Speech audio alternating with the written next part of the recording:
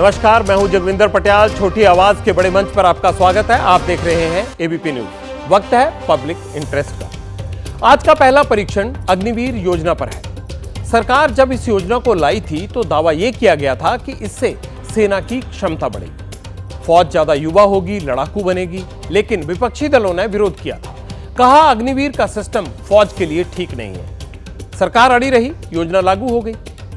फिर चुनाव आए, राजनीतिक दलों ने अपने घोषणा पत्र में लिख दिया सरकार बनी तो अग्निवीर योजना खत्म कर देंगे। नतीजे आए तो बीजेपी का प्रदर्शन बिगड़ गया था। आज संसद में राष्ट्रपति के भाषण के दौरान सेना पर खूब चर्चा हुई, लेकिन अग्निवीर पर उन्होंने कुछ नहीं कहा। पटियाल का सवाल है, ऐसा क्यों हुआ? क्या सरकार अग्निवीर पर डर गई है? पिछले 19 दिनों से पटियाल लगातार नीट परीक्षा पर कैंडिडेट्स के साथ खड़ा है। आज देश की राष्ट्रपति ने भी परीक्षा में लीक पेपर की चिंता जताई। संसद में राष्ट्रपति का भाषण सरकार का संदेश होता है। ऐसे में पटियाल का सवाल यह है कि अब किस बात की देर है? शिक्षा मंत्री नीट को रद्द करने का ऐलान कब करेंगे? आज एजेंसियों को बहुत महत्वपूर्ण सुराग मिले हैं। ये नीट की परीक्षा को रद्द करने के लिए निर्णायक सबूत बन सकते हैं। आज नीट पर कवरेज का 19वां दिन है। पटियाल तब तक इस कवरेज पर बना रहेगा जब तक कैंडिडेट्स को इंसाफ नहीं मिल जाता। तीसरा परीक्षण डिजिटल लेन-देन से होने वाले खतरे का होगा। रिजर्व बैंक ऑफ इंडिया ने यह जानकारी दी है कि देश में हर दिन 800 लोग डिजिटल और कार्ड फ्रॉड का शिकार हो रहे हैं। इससे कैसे बचें, ये जानने के लिए पटियाल के साथ रात 9:45 तक डटे रहे। चौथा परीक्षण घर में छिपी मौत का होगा, जिसका नाम है इन्वर्टर। बिजली जाने पर फौरन उजाला फैलाने वाली ये मशीन कैसे मौत का अंधेरा फैला सकती है, ये भी पटियाल आपको बताएगा। इन्वर्टर से सुरक्षित इस्तेमाल कैसे करना है, आपको इसकी विधि भी समझाएगा।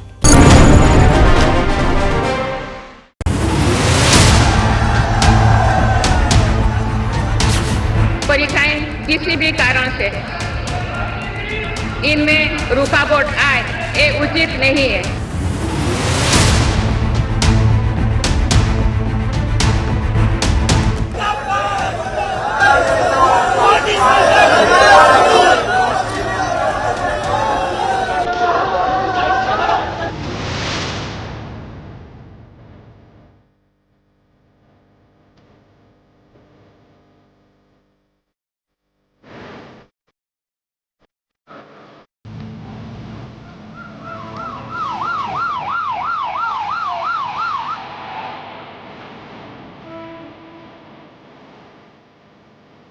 उत्तराखंड पुलिस ने ही साइड में ले लिया और कह रहे कि चलो तुम्हारी ऐसे ऐसे वो है।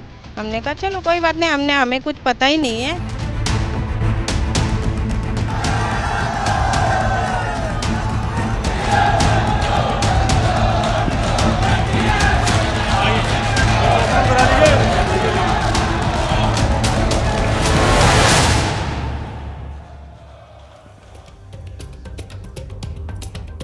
पब्लिक इंटरेस्ट में नीट पेपर लीक कवरेज का आज 19वां दिन है।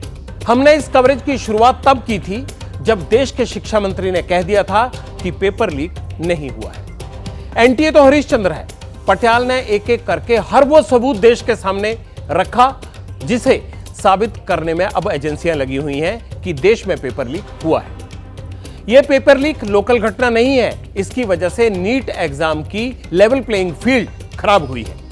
आज पटियाल की कोशिश है देश की राष्ट्रपति के अपने बयान पर मुहर लगाने की कि कैसे आज लोकसभा के अंदर राष्ट्रपति ने भी वही कहा जिसकी आवाज पटियाल इतने दिन से उठा रहा है। 18वीं लोकसभा की शुरुआत हुई। परंपरा के मुताबिक राष्ट्रपति ने दोनों सदनों को संबोधित किया। इस भाषण के दौरान राष्ट्रपति द्रौपदी मुर्मू ने अपनी सरकार के पास्ट और फ्यूचर की रिपोर्ट सुनाई। इसी भाषण में उन्होंने कहा कि परीक्षाओं में आ रही रुकावट उचित नहीं है। शुचिता और पारदर्शिता बहुत जरूरी है। उन्होंने परीक्षा में पेपर लीक शब्द का इस्तेमाल किया है।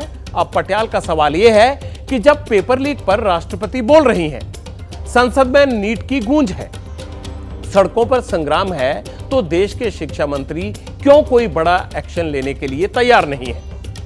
शिक्षा मंत्री धर्मेंद्र प्रधान को नीट पर फाइनल फैसले के लिए अब कौन से सिग्नल का इंतजार है? जब नीट धांधली पर फाइनल फैसले की तत्काल जरूरत है, तब शिक्षा मंत्री हाई लेवल कमेटी बना रहे हैं। शिक्षा मंत्रालय की तरफ से यह फैसला लिया गया। यह हाई लेवल कमेटी क्या करेगी? कमेटी परीक्षा में सुधार और एनटीए के काम की समीक्षा कर शिक्षा मंत्रालय को रिपोर्ट सौंपेगी। और इस काम में कितना वक्त लग जाएगा? 2 महीने, इतने तो लग ही जाते हैं। तब क्या 24 लाख नीट कैंडिडेट अदालत और सरकार के बीच पेंडुलम की तरह झूलते रहे तब तक? पटियाल जानता है सीबीआई ने नीट धांधली का केस अपने हाथों में ले लिया है। पटना से लेकर हजारीबाग तक सीबीआई का एक्शन तेज है। नई गिरफ्तारियां हो रही हैं। बिहार में इकोनॉमिक ऑफेंसेस यूनिट भी सबूत जुटा रहा है। 5 राज्यों के सॉल्वर गैंग पर शिकंजा कसा गया है। एनएसयूआई ने तो आज दिल्ली में एनटीए दफ्तर पर ताला भी लगा दिया। लेकिन पटियाल ये जानना चाहता है कि शिक्षा मंत्री अपने हिस्से का एक्शन आखिर कब लेंगे। क्या शिक्षा मंत्री को यह मालूम नहीं है कि 6 जुलाई को नीट की काउंसलिंग है? छात्र टेंशन में है। रीनीट या काउंसलिंग, उनके मन में द्वंद्व चल रहा है। उनके डॉक्टर बनने की शुरुआत इसी साल होगी या फिर अगले साल?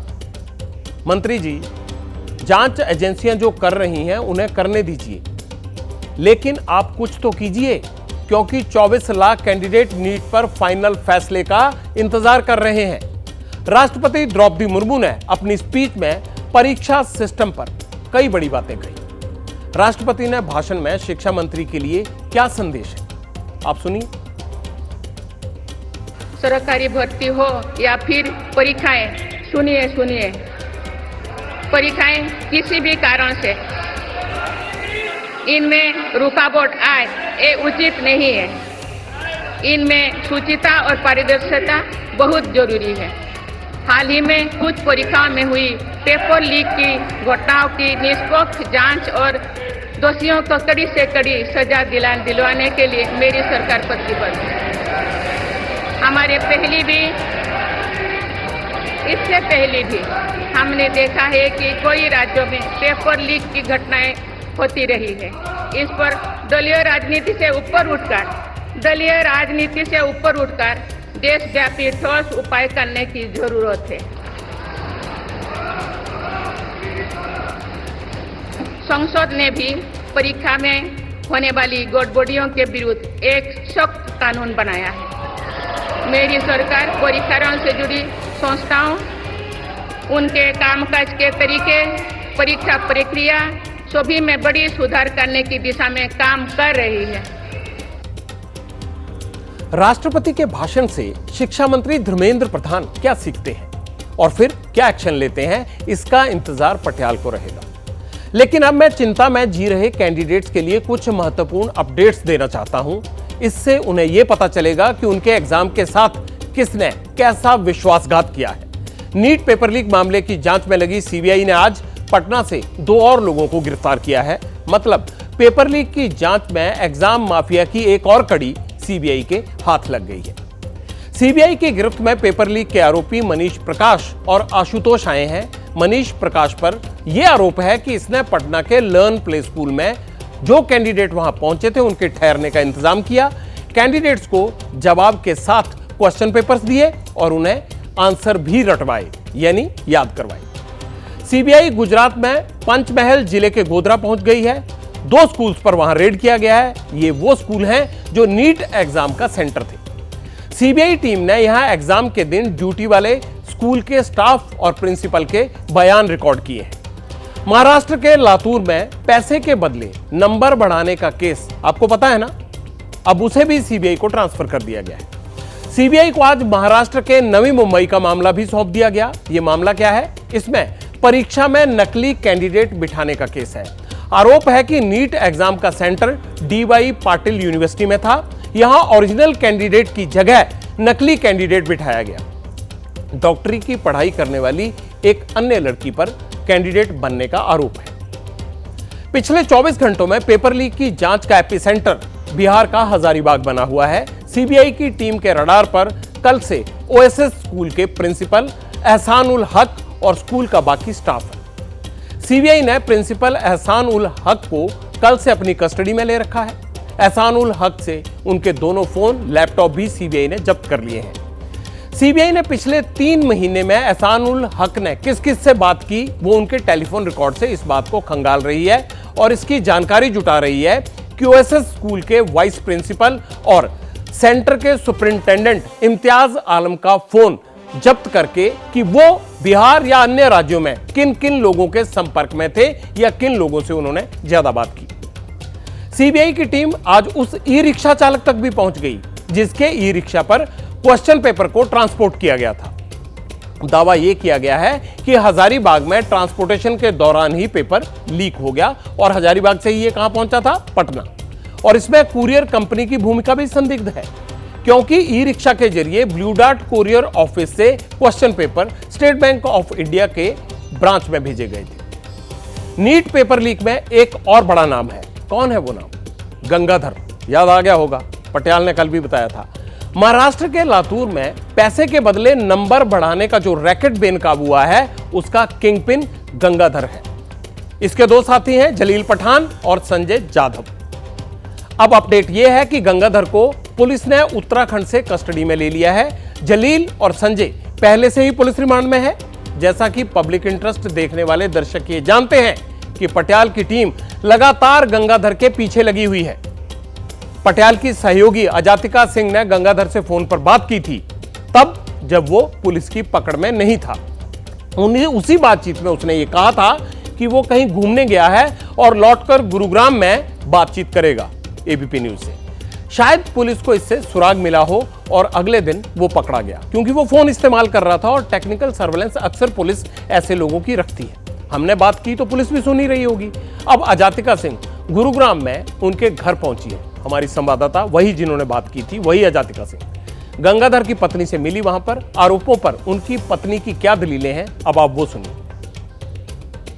क्या कुछ हुआ? नहीं, ऐसे ही उन्होंने मतलब बॉम्बे से आए थे, दो आने वाले थे तो उन्होंने लेके बिठाया, पानी उनी पिलाया हमें और वो वहाँ पे पुलिस थाने ले गए। हमें भी, हम सब फैमिली साथ में थे तो हमें तो एक रूम में बिठाया था, उनको वहाँ पे क्या पूछा हमें तो कुछ पता नहीं है। बाद में परसों के बाद से अब तक आपसे परिवार से बात हो पाई है और गंगाधर जी की? नहीं, कोई बात नहीं हुई अभी। कहाँ है ये मालूम नहीं है कि उत्तराखंड पुलिस ले गई है तो क्या उत्तराखंड में ही है जब आप वापस आ रहे थे या दिल्ली में है जैसा आप बता रही हैं? कहाँ हैं अभी ये कुछ नहीं पता मुझे, पर वो उन्हीं के पास है और वो पूछताछ चालू है। LIC एडवाइजर में गंगाधर जी का नाम लिखा हुआ है। आप बता रही थी कि वो एडवाइजर भी नहीं है। कुछ नहीं करते वो, कुछ नहीं करते? नहीं, अब नहीं करते। वो पहले बेटी वो करती थी शादी के पहले, तो अब वो भी छोड़ दिया। तो ये बोर्ड क्यों लगा रखा है LIC? सही लगा रखा है, पहले से लगा है तो लगा है। वो क्या काम करते हैं? काम करते हैं वर्कर कंपनी में। कौन सी कंपनी में? हीरो कंपनी में करते, हीरो कंपनी। नीट घोटाले के हर किरदार पर पटियाल की नजर है। हर जगह उसकी टीमें मौजूद हैं, हर जानकारी आपको मिलेगी क्योंकि मुझे नीट कैंडिडेट्स की चिंता का एहसास है।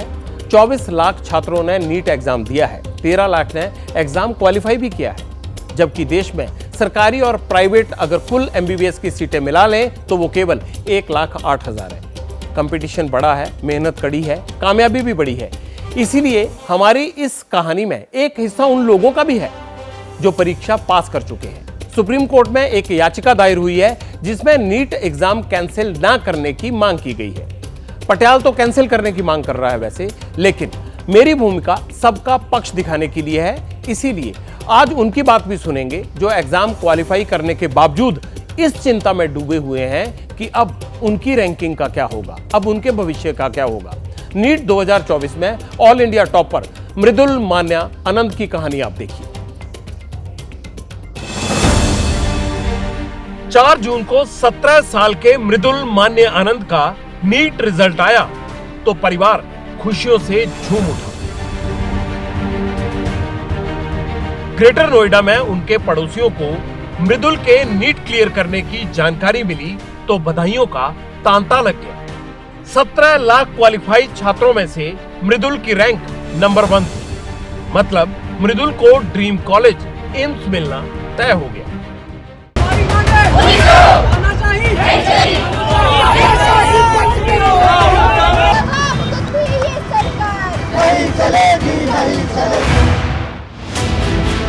लेकिन अगले 2-3 दिन में ही मृदुल और उनके परिवार की खुशियां तनाव में बदल गई। कारण था नीट पेपर में धांधली का शोर।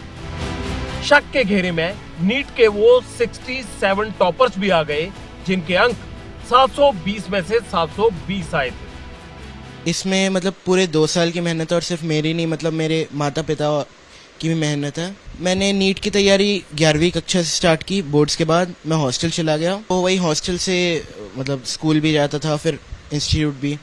तो वैसे करके हर रोज़ स्कूल जाना, फिर इंस्टीट्यूट, फिर आके वापस पढ़ना, जो स्कूल में पढ़ाया जा रहा है और इंस्टीट्यूट में भी। स्कूल और नीट मतलब ज़्यादा अंतर नहीं है। स्कूल में भी एनसीईआरटी पढ़ाई जाती है और प्लस इंग्लिश आप पढ़ रहे हैं और पी और बाकी जो फिजिक्स, केमिस्ट्री और बायो है वो तो नीट में भी आनी है। मृदुल को ड्रीम कॉलेज मिलेगा या नहीं, ये तो अब सुप्रीम कोर्ट में ही तय होगा, क्योंकि रीनीट और पेपर धांधली से जुड़ी याचिकाओं पर सर्वोच्च न्यायालय में सुनवाई चल रही है। लाखों कैंडिडेट नीट रद्द करने की मांग कर रहे हैं, लेकिन मृदुल का क्या होगा? उसने तो मेहनत से नीट का मुकाम हासिल किया था। मतलब रीनीट कराना सोल्यूशन नहीं है इसका। ज़्यादातर वही लोग मांग कर रहे हैं जो कि इस बार सही नहीं ला पाए, क्योंकि आप अगर देखें 24 लाख लोगों ने दिया है और शायद 40 लाख ही सीटें 40,000 ही हैं गवर्नमेंट में सीट्स। तो एक मेजॉरिटी आपको मिलेगी जो कि डिमांड करेगी रीनीट की। इसलिए नहीं कि उनके साथ मतलब नाइंसाफ़ी हुई है, ज़्यादा लोग इसलिए कर रहे हैं क्योंकि उनको एक और मौका मिल जाए। वो सोच रहे हैं कि वो 2 महीने में शायद 300 से 700 पहुंच जाएंगे, तो ये सही नहीं है।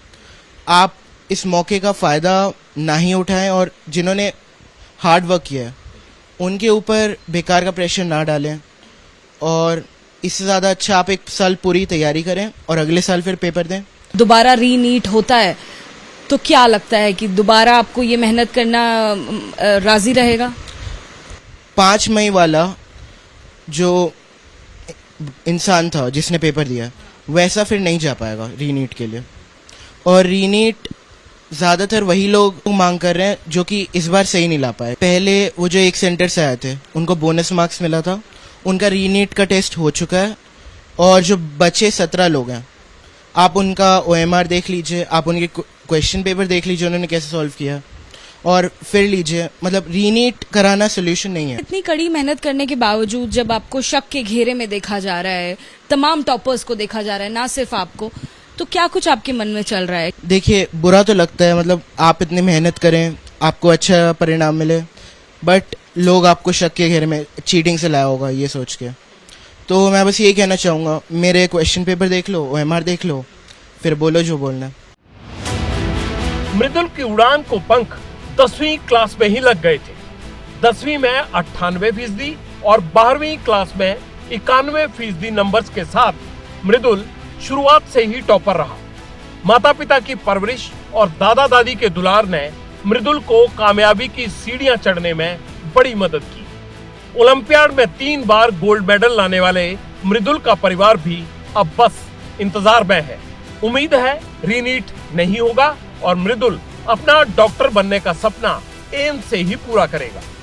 दोबारा रीनीट होता है तो आपको क्या वो मंजूर होगा? वो तो मंजूर एकदम नहीं है कि रीनीट हो। बस हम लोग तो यही भगवान से मना रहे हैं कि रीनीट ना हो, ताकि जो बच्चे मेहनत करके नंबर लाए हैं उसको फिर से दोबारा प्रिपरेशन ना करना पड़े। हमारे पोता अच्छा लाया, डॉक्टर के लिए हमारा सपना था, सपना पूरा हो गया। इमोशनल हो रही है आप, भावुक हो रही है, बच्चे को इतना अच्छा परफॉर्म करके खुशी के आंसू? खुशी से।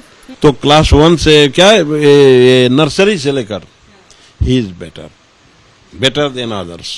मैं गवर्नमेंट से ये बोलना चाहूँगा कि they should investigate and take appropriate action, ताकि आगे ना हो। नीट मामले पर 8 जुलाई को सुप्रीम कोर्ट में बड़ी सुनवाई है। सुनवाई से पहले 2 और कैंडिडेट्स ने सुप्रीम कोर्ट का रुख किया है। इन छात्रों ने भी रीनीट का विरोध किया है। याचिका में ये कहा गया है कि कुछ लोगों की गड़बड़ी की वजह से पूरा पेपर रद्द नहीं होना चाहिए।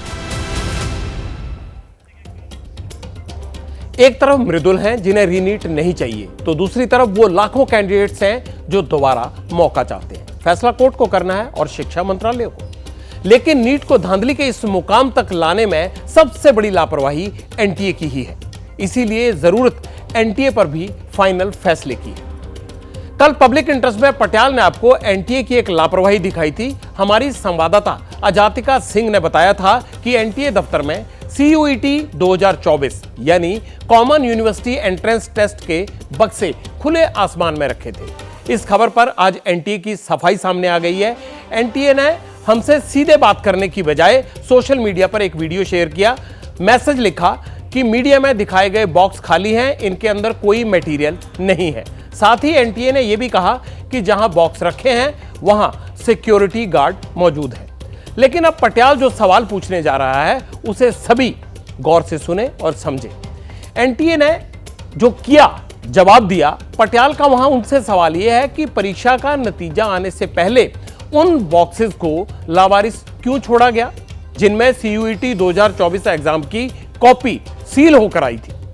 क्या एनटीए को यह पता था कि फाइनल रिजल्ट आने से पहले तक बॉक्स को स्ट्रांग रूम में रखना कानूनी नजरिए से भी ज्यादा ठीक होता है? क्योंकि कल को किसी कैंडिडेट ने अगर CUET के नतीजे पर कोर्ट में केस कर दिया तो आंसर शीट को सुरक्षित रखने के लिए इस्तेमाल किए गए बॉक्स कोर्ट में सबूत के तौर पर पेश करने पड़ सकते हैं। तो क्या कोर्ट इन्हें सबूत के तौर पर स्वीकार करेगा? एनटीए की लगभग हर परीक्षा अदालत के कटघरे में खड़ी हो रही है। ऐसे संस्थान को तो बहुत ज्यादा अलर्ट रहना चाहिए। पता नहीं कब कौन सी चीज कोर्ट मांग ले, और अगर कोर्ट ने इन बॉक्सेस की मांग कर ली तो एनटीए क्या करेगा? देश में जब चुनाव होता है तो इलेक्शन कमीशन वोटिंग के 45 दिन बाद तक वीवीपैट की पर्ची और ईवीएम को स्ट्रांग रूम में सुरक्षित रखता है ताकि किसी को शक हो तो जांच हो सके। तो क्या कुछ दिनों तक एनटीए को भी बुकलेट बॉक्स सुरक्षित नहीं रखने चाहिए? एनटीए का दावा है कि सभी बॉक्स प्रॉपर सिक्योरिटी में थे। बॉक्स में वहां जहां पर उनको रखा गया था उनमें कोई संवेदनशील जानकारी या शीट्स नहीं थी। आसपास सुरक्षाकर्मी भी थे। अगर सिक्योरिटी थी तो फिर हमारी संवाददाता अजातिका सिंह को किसी ने इन बॉक्सेस के पास जाने से रोका क्यों नहीं? या फिर सिक्योरिटी गार्ड उनके साथ विजुअल्स में दिखाई क्यों नहीं दिए? जबकि अजातिका सिंह बार बार ये दोहरा रही थी कि बॉक्स के आसपास कोई सिक्योरिटी गार्ड नहीं है। मेरी रिपोर्टर अजातिका सिंह इस वक्त हमारे साथ जुड़ रही हैं। अजातिका, आपको बधाई, कल आप जो कवरेज करने के लिए गई थी, लेकिन एनटीए की जुबान से जो आज शब्द निकले हैं कि उसमें कोई सेंसिटिव जानकारी नहीं थी। नीट परीक्षा पर ये जो बोल हैं इनको हम इसलिए आगे बढ़ा रहे हैं कि सिर से पांव तक आरोपों में फंसे एनटीए के बारे में और स्थिति साफ हो पाए। अब आप बताइए कि कल वहां स्थिति क्या थी और एनटीए का जो ये जवाब है इससे आप कितनी संतुष्ट हैं? बिल्कुल जगविंदर जी, हमने पब्लिक इंटरेस्ट में ये खबर दिखाई थी और साफ साफ विजुअल्स में दिखाई दे रहा है कि वहां पर मैं बहुत आसानी से अंदर जा रही हूं, मुझे रोकने वाला कोई सिक्योरिटी गार्ड वहां नहीं था। और अगर हमें रोका जाता तो हम बिल्कुल अंदर नहीं जाते। जबरन वहां पर कोई एक्टिविटी नहीं दिखाई दे रही है कि मैंने किसी के साथ बहस की हो या जबरदस्ती अंदर जाने की कोशिश की हो या किसी ने हमें रोका हो, ऐसा कहीं दिखाई नहीं दे रहा है। मैं बड़ी आसानी से अंदर गई हूं, किसी ने मुझे रोका नहीं है और वहां पर रिपोर्टिंग करने के दौरान भी वहां कोई नहीं आया है। यानी एनटीए जो दावा कर रही है कि वहां पुख्ता सिक्योरिटी है, बड़ी संख्या में वहां पर जो पुलिस बल है, सिक्योरिटी बल है, वो लगाए हुए हैं, ऐसा कोई दावा उनका खरा नहीं उतरता है क्योंकि हमने ग्राउंड रिपोर्ट देखी है। साथ ही साथ जगविंदर जी, ये भी बात बताना बहुत जरूरी है, वो जो बॉक्सेस हैं, मैंने ये कभी अपनी रिपोर्ट में दावा नहीं किया कि उनके अंदर पेपर्स हैं। मैंने तस्वीरों में दिखाया कि CUET UG की जो परीक्षा 15 मई 2024 को यानी ताजा परीक्षा हुई है, वो डेट लिखी हुई है और उसके अंदर क्या है ये स्पष्टीकरण CUET के परीक्षा को लेकर एनटीए दे।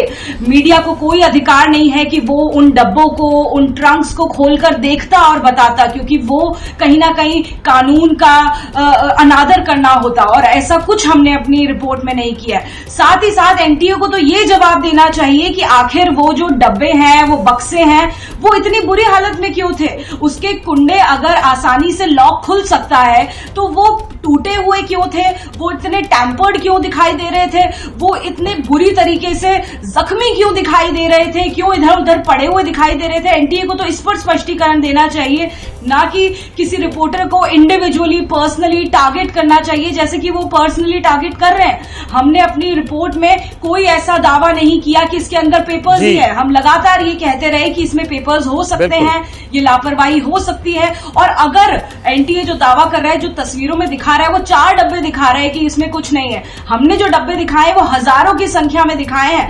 एनटीए 4 डब्बे अलग लाकर दिखा देता है और बोलता है कि देखिए जी खाली हैं, तो उससे पूरी तरह से स्थिति साफ नहीं हो जाती है। जो डब्बे हैं वो ठीक है जातिका, आप आगे भी इस पूरी खबर पर अच्छी कवरेज करती रहे। आज भी आपने बहुत अच्छी कवरेज किया, हर अपडेट आपका हम दिखाते रहेंगे और आप इस खबर को आगे बढ़कर कवर करती रहें। बहुत बहुत शुक्रिया आपका। ये वो मसला है जो एनटीए की तरफ से कहा जा रहा है। हम स्टूडेंट्स की तरफ से एक बार फिर ये कह रहे हैं कि शिक्षा मंत्रालय इसका तुरंत संज्ञान ले और हम इस कवरेज पर बने रहेंगे।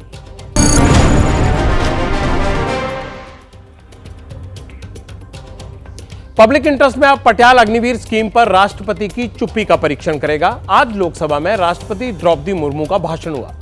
राष्ट्रपति ने अपने भाषण में सरकार की कामयाबियों को देश के सामने रखा। करीब 1 घंटे के भाषण में राष्ट्रपति ने यह बताया कि 10 साल में सरकार ने किन क्षेत्रों में बेहतरीन काम किया। सरकार की कामयाबी वाले क्षेत्रों में द्रौपदी मुर्मू ने डिफेंस सेक्टर और सेना का भी जिक्र किया। इंडियन आर्मी की कई अचीवमेंट्स बताई, लेकिन राष्ट्रपति ने अग्निवीर योजना का नाम नहीं लिया। राष्ट्रपति ने अपने भाषण में अग्निवीर योजना का जिक्र नहीं किया, इसलिए सवाल ये उठता है कि सेना में भर्ती की इस योजना को सरकार ने एक क्रांतिकारी कदम बताया था, भविष्य के लिए सेना को तैयार करने का मास्टर स्ट्रोक कहा था, तो फिर ये जिक्र से गायब क्यों है?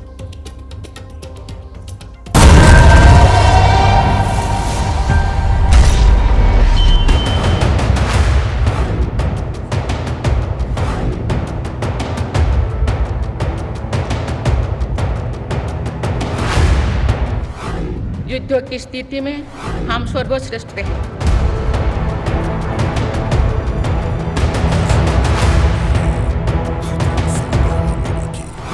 मेरी सरकार ने डिफेंस सेक्टर को आत्मनिर्भर बनाने के कई महत्वपूर्ण कदम उठाए हैं।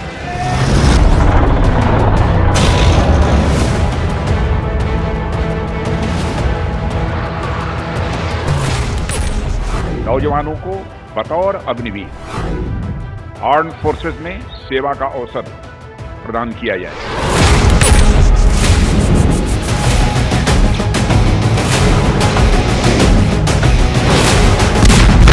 4 साल के बाद जो है उनको हटा दिया जाएगा, फेंक दिया जाएगा। इसलिए इस योजना को हम लोग खत्म करेंगे।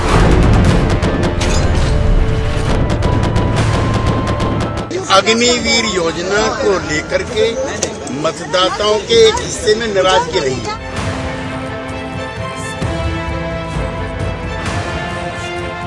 अग्निवीर जो है उसको अग्निवीर नाम दिया है, मगर वो कॉन्ट्रैक्ट लेबर का आदमी है। सच्चाई ये है।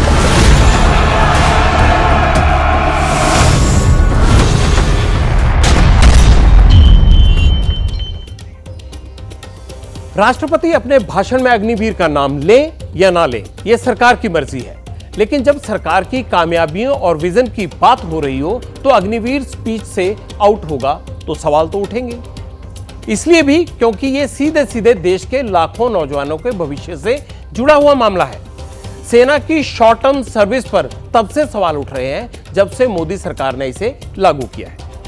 अग्निवीर योजना की शुरुआत तो हुई, सरकार की ओर से स्कीम का खूब प्रचार प्रसार भी किया गया, लेकिन अब सरकार की कामयाबी में उसका जिक्र क्यों नहीं है?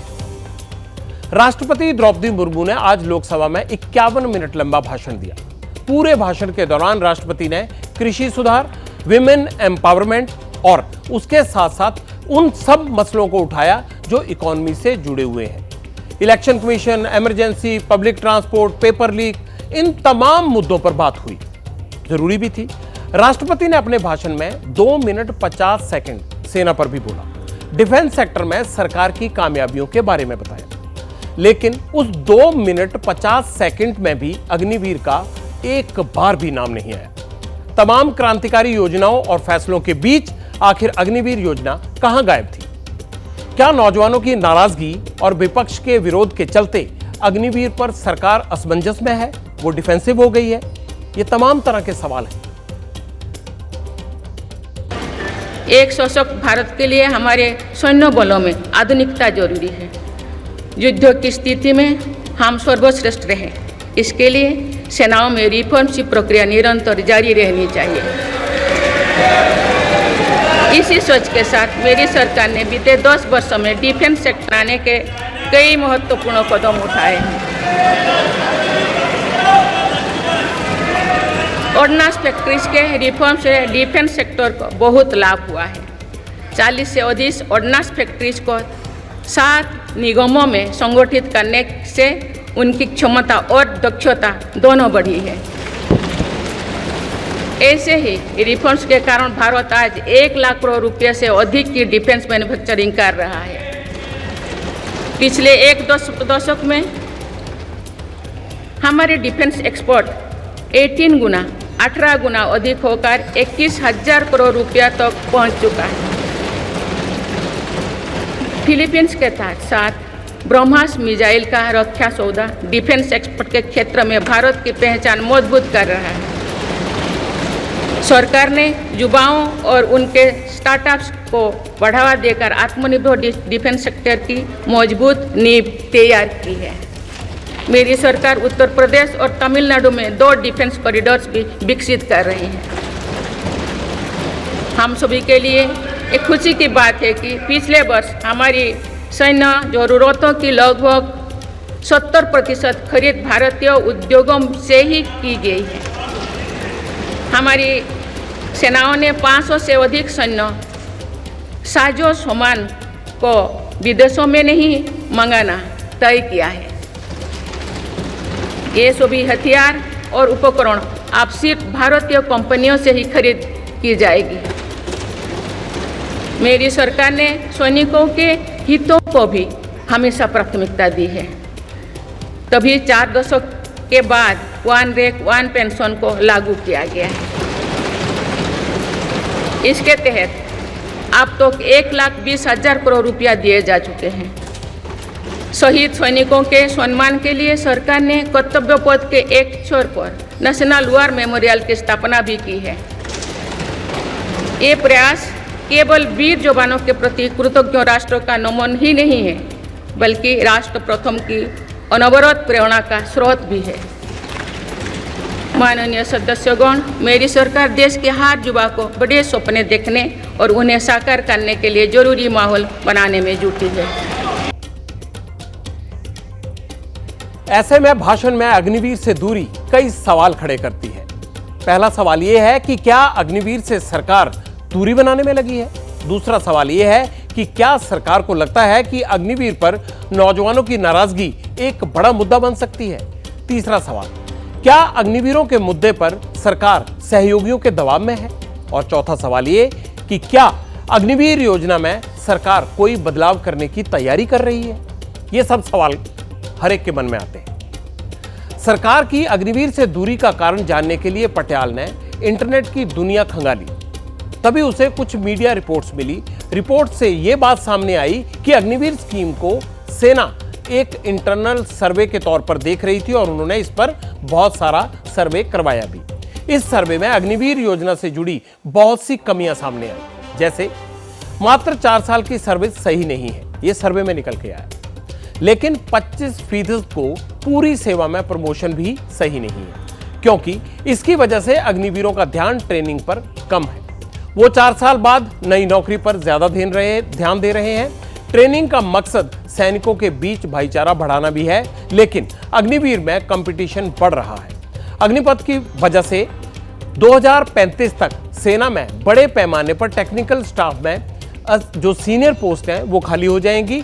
सर्वे में यह भी पता चला है कि अग्निवीरों के बीच एकजुटता, आपसी विश्वास, सहयोग कम होता है। अग्निवीर का विरोध करने वाला विपक्ष ऐसी ही तमाम कमियों को आधार बनाकर सरकार से सेना में भर्ती की इस योजना को बंद करने की मांग करता रहा है।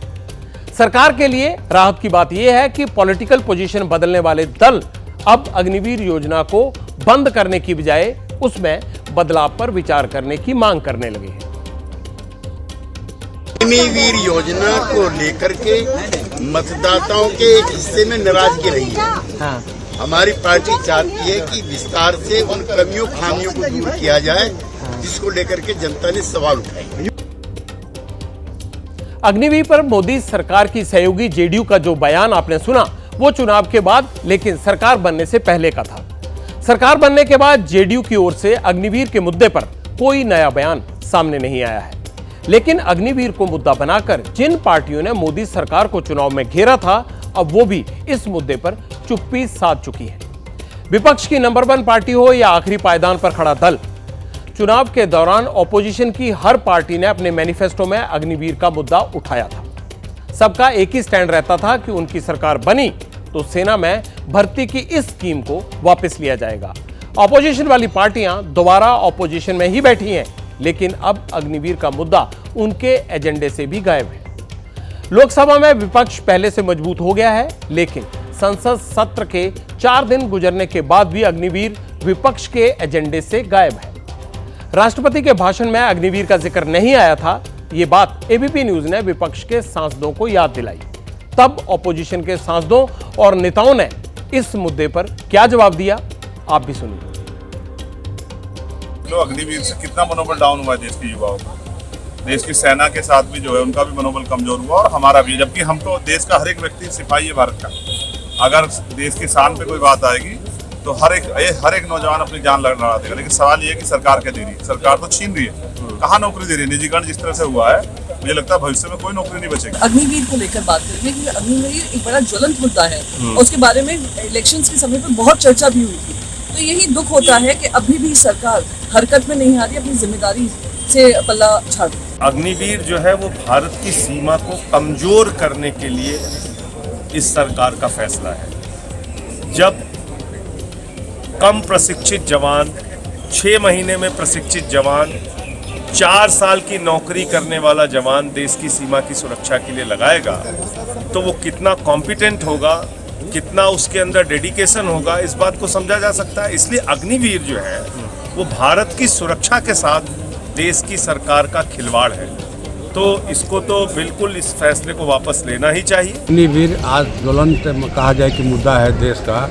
देश के युवाओं में काफ़ी हताशा निराशा है नौकरी को लेकर के, खास करके सेना में भर्ती को लेकर के। हम लोगों ने कहा था कि अगर इंडिया गठबंधन की सरकार बनी तो घोषणा पत्र में भी जिक्र था कि अग्निवीर योजना को ख़त्म किया जाएगा और पहले की तरह जैसे अस्थायी भर्ती होती थी युवाओं की फौज में उस तरह से लिया जाएगा। सरकार को तुरंत तत्काल अग्निवीर योजना को वापस करना चाहिए। अग्निवीर एक बड़ी गंभीर समस्या है। 4 साल की नौकरी देके रिटायर करना एक जवान है, उसके साथ क्रूरता है।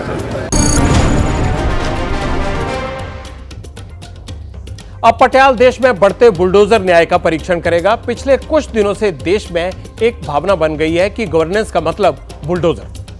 सरकार को लगता है कि बुलडोजर चला दो तो जनता को ऐसा लगेगा कि सरकार काम कर रही है। आज देश के 2 राज्यों में बुलडोजर की कार्रवाई हुई है, पहला महाराष्ट्र और दूसरा पश्चिम बंगाल। महाराष्ट्र के ठाणे में धड़ल्ले से चल रहे पब और बार पर सरकार ने बड़ी कार्रवाई की है। यहां नशा बांटने वाले पब और बार को बुलडोजर से ध्वस्त कर दिया गया। पुणे में ड्रग्स केस के बाद एकनाथ शिंदे को यह शिकायतें मिली थी कि ठाणे में और उसके आसपास के इलाकों में अवैध तरीके से बार और पब चलाए जा रहे हैं। सिर्फ इतना ही नहीं, पब और बार के सहारे यहां ड्रग्स भी बेचा जा रहा था। इसकी जानकारी जैसे ही महाराष्ट्र सरकार को मिली, सीएम एकनाथ शिंदे ने यहां अवैध रूप से चल रहे बार को तोड़ने का आदेश दे दिया। और दूसरी तस्वीर कोलकाता की है। यहां पश्चिम बंगाल की मुख्यमंत्री ममता बनर्जी के आदेश पर अतिक्रमण के खिलाफ पुलिस ने एक अभियान चलाया हुआ है।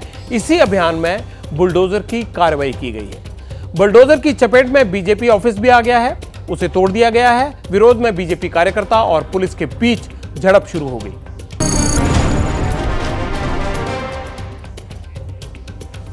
अब पटियाला आपको आइसक्रीम में मिली इंसानी उंगली के मालिक की जानकारी देगा। आपको याद होगा, पब्लिक इंटरेस्ट में पटियाला ने आइसक्रीम में इंसान की उंगली मिलने की खबर दिखाई थी।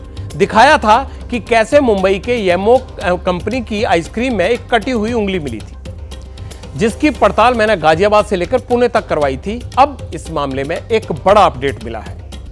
मुंबई पुलिस ने पुणे की फॉर्चून कंपनी के काम करने वाले असिस्टेंट ऑपरेटर मैनेजर ओंकार पोटे के खिलाफ इसमें कार्रवाई की है, क्योंकि डीएनए जांच से कई चीज का खुलासा हुआ है। पता यह चला है कि आइसक्रीम में मौजूद उंगली ओमकार पोटे की ही थी। यह बात साबित होने के बाद अब मामले में मुंबई पुलिस ने फॉर्चून डेयरी कंपनी के खिलाफ केस दर्ज कर लिया है। पटियाल जिस खबर का परीक्षण करता है उसको अंजाम तक जरूर पहुंचाता है। आइसक्रीम में उंगली मिलने वाला ओमकार पोटे आखिर पुलिस को कैसे यह पता चला कि इसी की उंगली है, वो मिला कैसे? हमारी संवाददाता नम्रता दुबे से जानिए। आपको बता दें कि पुलिस आखिर इस ओमकार पोटे तक पहुंची कैसे। दरअसल आइसक्रीम पर जो मैन्युफैक्चरिंग डेट लिखी थी उसी दिन पुणे की फैक्ट्री में ओमकार पोटे की जो उंगली है वो कट गई थी। सीधे हाथ की जो बीच की उंगली है वो आइसक्रीम बनाते दौरान कट गई थी, जिसके बाद उन्हें अस्पताल में भर्ती करवाया गया था। इस दुर्घटना की जानकारी पुलिस के हाथ लगी। मुंबई पुलिस ने जो है पुणे की फैक्ट्री से संपर्क किया, उसके बाद डीएनए सैंपल्स लिए गए और अब डीएनए रिपोर्ट से खुलासा हुआ है कि वो उंगली किसी और की नहीं, फैक्ट्री में काम करने वाली ओमकार पोटे की थी। अब इस पूरे मामले में पुलिस की तरफ से केस रजिस्टर कर लिया गया है। आपको बता दें कि इतना ही नहीं, जैसे ही 13 जून को मामला सामने आया उसके बाद पुलिस ने कार्रवाई करते हुए पुणे की इस फैक्ट्री को सील कर लिया और खाद्य विभाग की तरफ से इस पर कार्रवाई भी कर दी गई और इसका लाइसेंस जो है वो रद्द कर दिया गया था।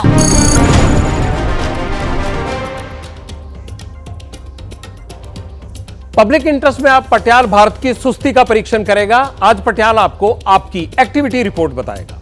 आपको एक मीटर देंगे जिस पर आप सभी टेस्ट कर सकेंगे कि बीमारी आपसे कितनी दूर खड़ी है, आपका आलस आपकी जिंदगी कैसे चुरा रहा है।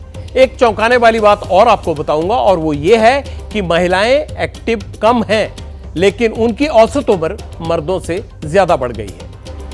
WHO यानी वर्ल्ड हेल्थ ऑर्गेनाइजेशन, उसके पैरामीटर पर मेडिकल जर्नल लांसेट ने एक रिपोर्ट तैयार की है और इस रिपोर्ट में दावा यह किया गया है कि लगभग 50% भारतीय एवरेज से कम एक्टिव हैं।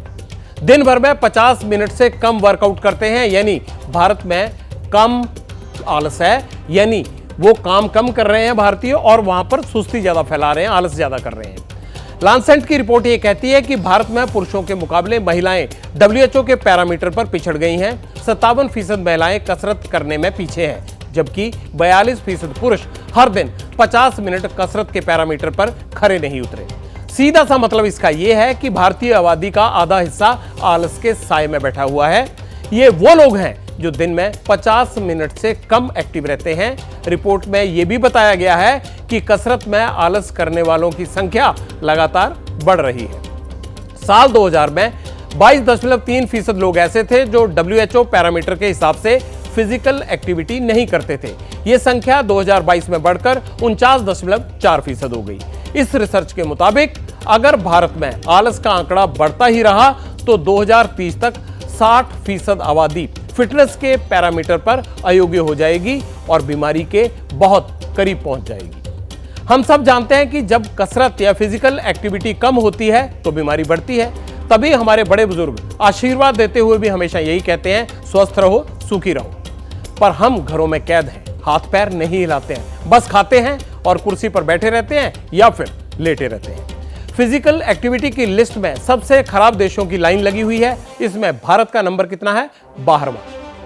अब मैं आपको WHO के वो पैरामीटर बताऊंगा जिससे यह पता चलता है कि लोगों को रोजाना कितनी फिजिकल एक्टिविटी करनी चाहिए। WHO के अनुसार सभी अडल्ट्स को हर हफ्ते कम से कम 150 से 300 मिनट कसरत करनी चाहिए। मतलब हर दिन कम से कम 25 से 50 मिनट कसरत करनी चाहिए। आप करते हैं? सुबह देख लीजिएगा। फिजिकल एक्टिविटी के पैरामीटर पर भारत की महिलाओं की स्थिति क्या है, अब वो भी आप देख लीजिए। इसे देखने के बाद आपको लगेगा कि विकास बढ़ता है तो श्रम घटता है। एक्टिविटी की रेस में नेपाल, भूटान और बांग्लादेश की महिलाएं भारत, पाकिस्तान और अफगानिस्तान की महिलाओं से आगे हैं। भारत, पाकिस्तान और अफगान महिलाएं अपने यहां के पुरुषों से 14 से 20% पीछे हैं। बांग्लादेश, भूटान और नेपाल की महिलाएं फिजिकल एक्टिविटी में वर्ल्ड एवरेज के करीब हैं और जल्दी उसे शायद पार भी कर लेंगी। फिजिकल एक्टिविटी के बारे में आपको बहुत जानकारी मिल गई होगी, लेकिन एक्टिविटी मीटर का आपको यह पता चल गया होगा कि अब आपको किसी ऐप की जरूरत नहीं है। बस घड़ी देखकर दिन में 50 मिनट कसरत कीजिए और आराम से हेल्दी रहिए। लेकिन कौन सी कसरत करें और किसे कितनी देर करें, यह जानना भी बड़ा इंपॉर्टेंट है। इसके लिए पटियाल ने सेलिब्रिटी एक्सपर्ट से बात की है, आप उनकी बात सुनिए। सबसे इजी चीज़ जो हमारे लिए है करने को वो वॉकिंग है। ना तो हमें उसके लिए कोई पैसा खर्चा करना है, ना तो हमें कोई इक्विपमेंट की ज़रूरत है, राइट। हमारे को सिर्फ अपनी टांगों की ज़रूरत है जो हमारे सबके पास है। तो वॉकिंग बहुत ही इम्पॉर्टेंट है। At least 30 minutes of walking a day minimum हम लोगों को करना चाहिए अपनी सेहत के लिए, अपने हार्ट के लिए, हमारी कार्डियोवैस्कुलर हेल्थ के लिए, अपने ताकत और अपने स्ट्रेच में बैलेंस लाने के लिए पिलाटेस बेस्ट एक्सरसाइज है। उसमें आप अपनी बॉडी को स्ट्रॉन्ग भी बना सकते हैं और अपनी बॉडी को फ्लेक्सिबल भी बना सकते हैं। और पिलाटेस एक्सरसाइजेस इतनी ब्यूटीफुल है कि अगर आपको कोई इंजरी हो या आप बुज़ुर्ग हो आप कर सकते हो, और अगर आप यंग हो तो आप कर सकते हो। जो जोसेफ पिलाटेस है, जिन्होंने पिलाटेस बनाया है, वो कहते थे कि कोई भी 10 साल से 100 साल की उम्र के बीच में पिलाटेस कर सकता है या कर। आप अपनी सेहत का ख्याल रखिए। प्रियंका गांधी ने आज देश के साथ महंगाई पर एक कविता शेयर की है। दाल चावल आटा महंगा, मोबाइल का डाटा महंगा, आलू प्याज टमाटर महंगा, परवल भिंडी गाजर महंगा, चारों तरफ विकट महंगाई, उस पर से घट गई कमाई। दुगनी महंगाई की मार, कैसे कहो चले घर बार। समुद्र के किनारे हो और हाई टाइड का अलर्ट हो तो सावधान रहें। आज मुंबई के मरीन ड्राइव में पैर फिसलने से एक बुजुर्ग महिला 20 फीट नीचे पानी में गिर गई। वहां मौजूद कांस्टेबल ने महिला को बचाने के लिए अरब सागर में छलांग लगा दी। करीब 20 मिनट के रेस्क्यू ऑपरेशन के बाद महिला को बचा लिया गया। पब्लिक इंटरेस्ट में आज इतना ही। आप अपना ख्याल रखिए। कल रात फिर होगी आपसे मुलाकात। शुभ रात्रि।